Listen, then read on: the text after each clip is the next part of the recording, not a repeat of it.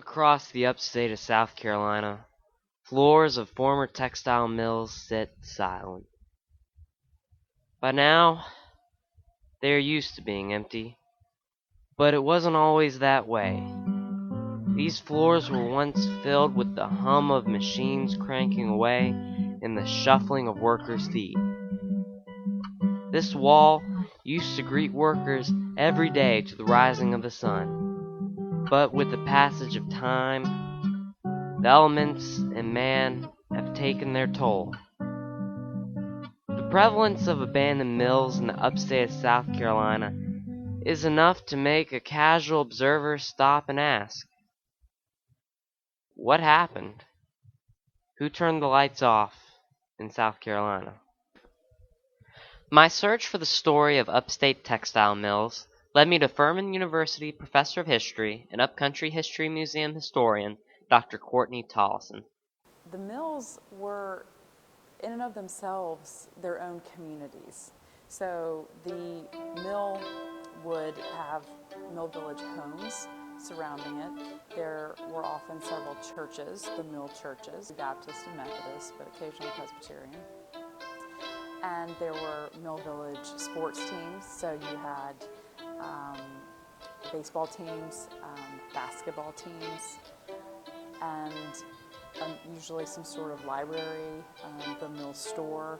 Oftentimes these mill operatives were paid in scrip. They weren't paid in cash, so they had to buy their goods using that mill scrip. Dr. Tollison would eventually go on to elaborate on what brought about the ultimate demise of the mills. War effort with government contracts from the Department of Defense, and because they were so significant in terms of supporting the war effort, they attracted a lot of attention from northern investors.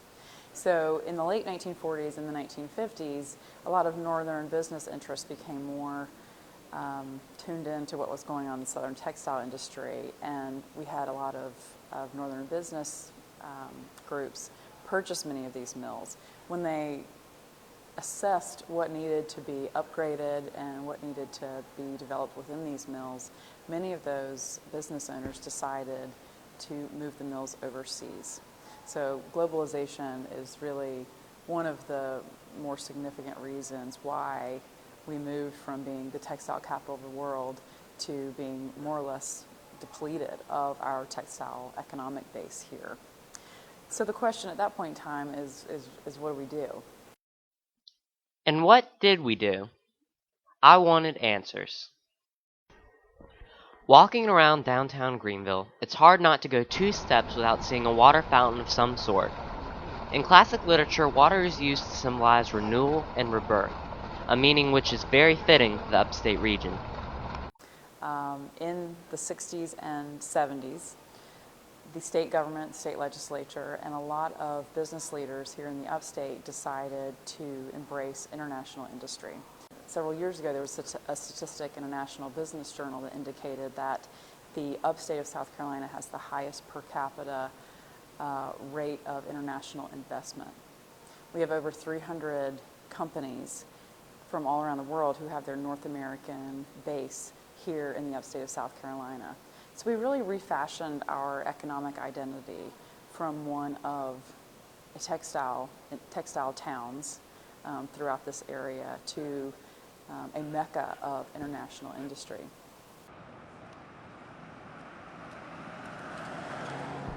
It seemed like the perfect ending to the story. The busy hammering of construction workers and the rush of cars make it seem like Greenville has completely turned around. Lights, fountains, and international jobs brought prosperity back to the upstate. The downfall of mills, only an afterthought. But I couldn't help but feel like something from the story was missing. Driving around the outskirts of town, it is clear that there's a long way to go.